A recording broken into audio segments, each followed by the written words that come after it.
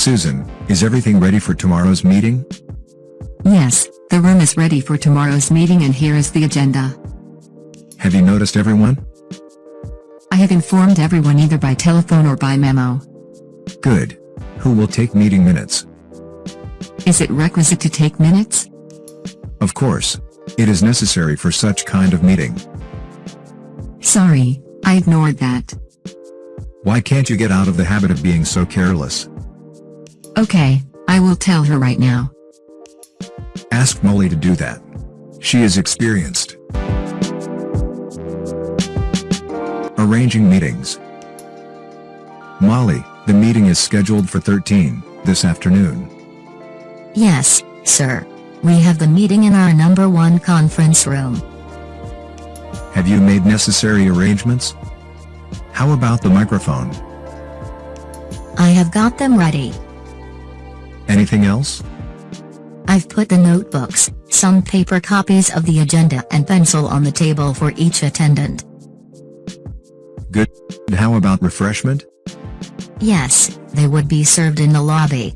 I also prepared coffee in the interval. Great. You really did a good job. Work attendance. Carlo, you have been late 2 times this week. I remembered I just was late 1 time this week. Let me check the timesheet. I am right. It's 2 times. I estimate the bonus for this month will be deducted. Yes, but why are you always late? You know there always is traffic jam in rush hour. Commuting to work by car takes me a long time. Why don't you take a motorbike? I never really thought about it, but I will give it a try. Just try to be punctual. Mary, could you tell me why I lost my bonus last month? I'm not clear. You should ask the personnel department. But we will lose 1 month bonus only if we are late 6 times in a month. You were late 4 times last month. What do you mean? It is different now. I see.